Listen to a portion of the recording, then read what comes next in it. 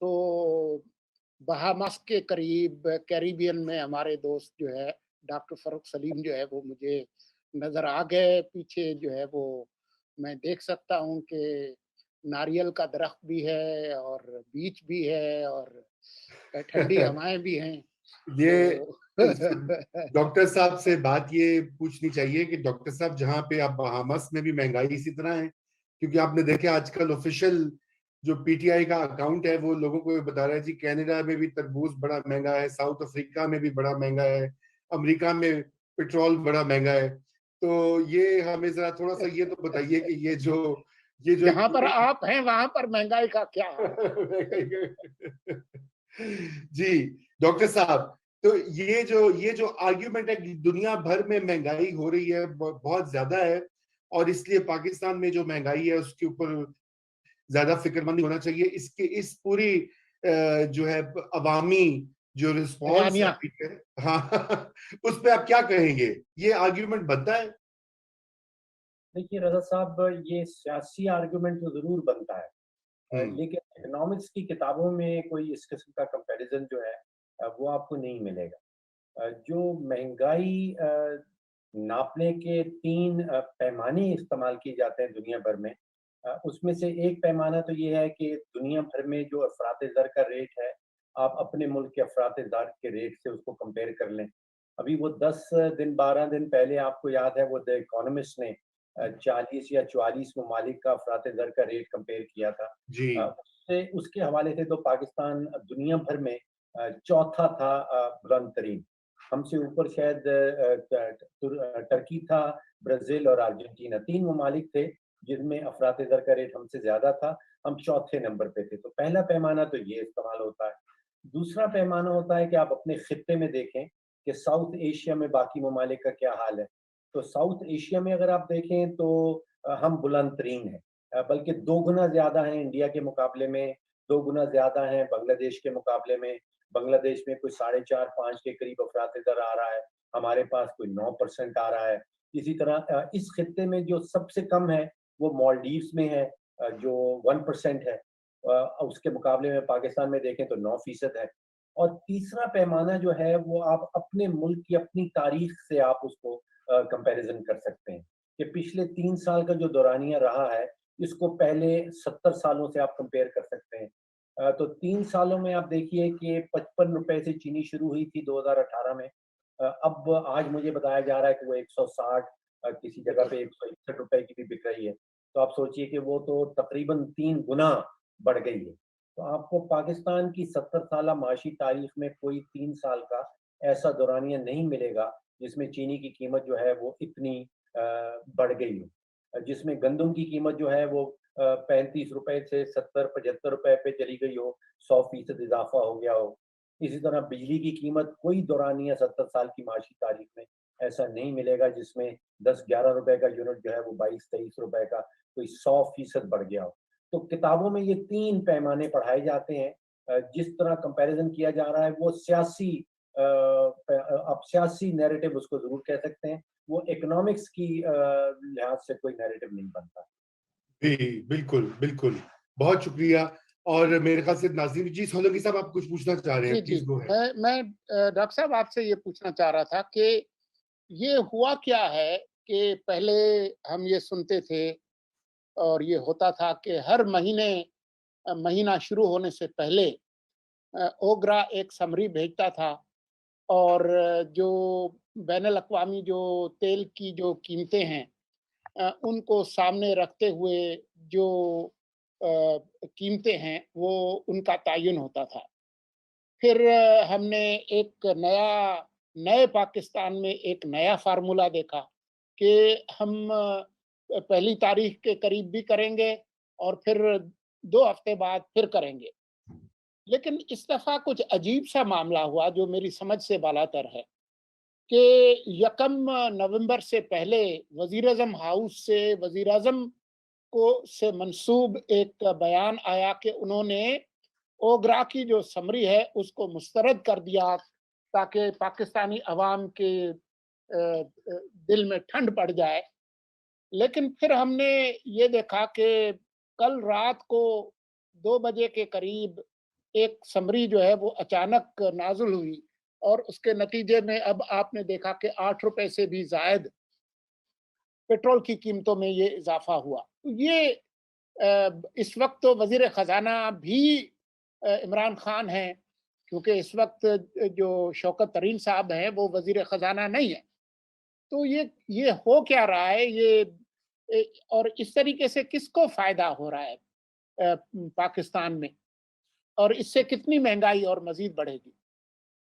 देखिए, जो कुछ हमें तेल के सेक्टर में नज़र आता है, जो कुछ हमें चीनी के सेक्टर में नज़र आता है, वो कोई आपस में इतना ज़्यादा मुख्तलिफ नहीं हो रहा। देखिए, आपने 3 चीज़ों का ज़िक्र किया।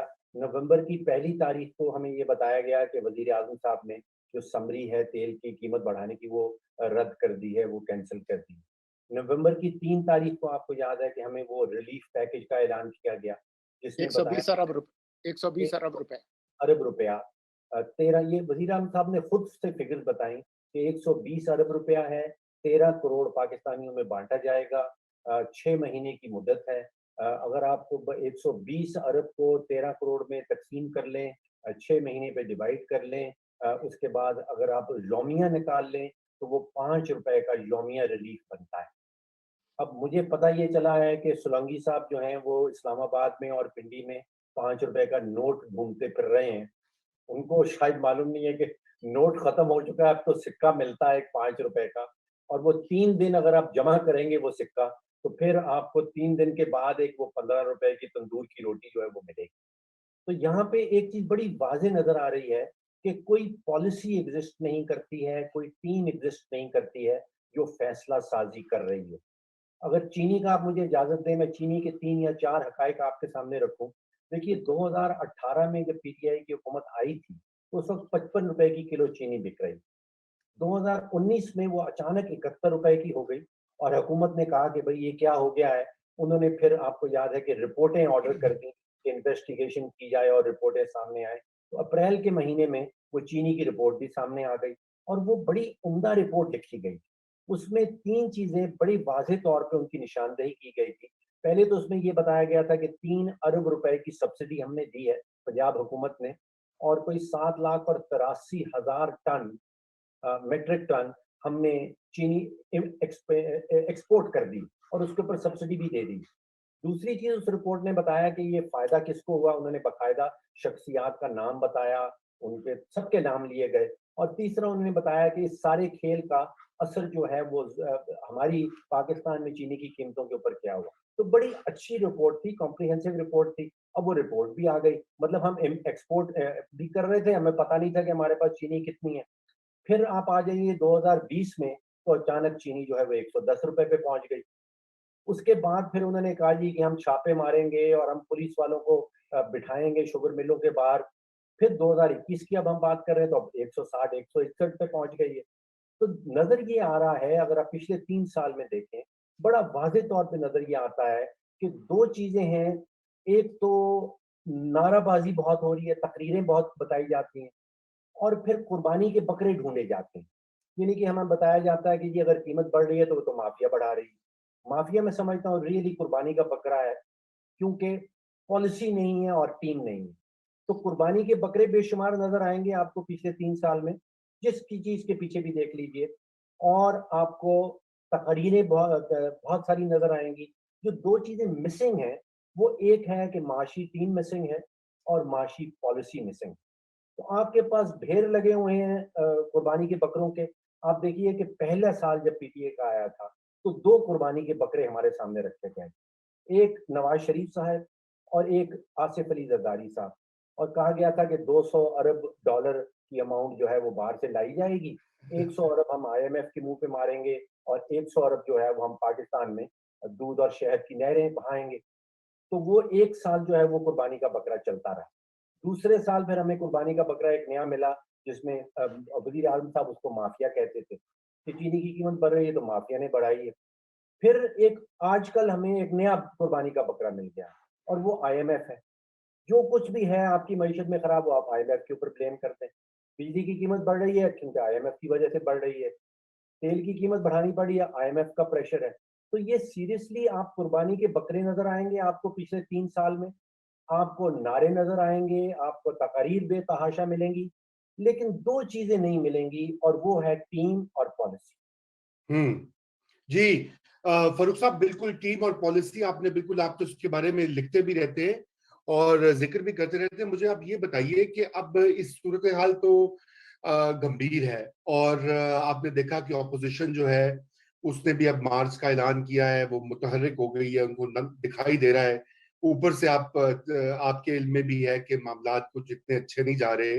रावलपिंडी और इस्लामाबाद के दरमियान जो पुल है वो, उसमें कई शिगाफ दरारें आ गई हुई हैं, रोड ब्लॉक, वो जैसे नहीं होते वो हमारे यहाँ वो कंस्ट्रक्ट होते हैं ना स्पीड ब्रेकर्स, बड़े बुरी तरीके से, तो गाड़ी यूं जाती है, नीचे से लग जाती है।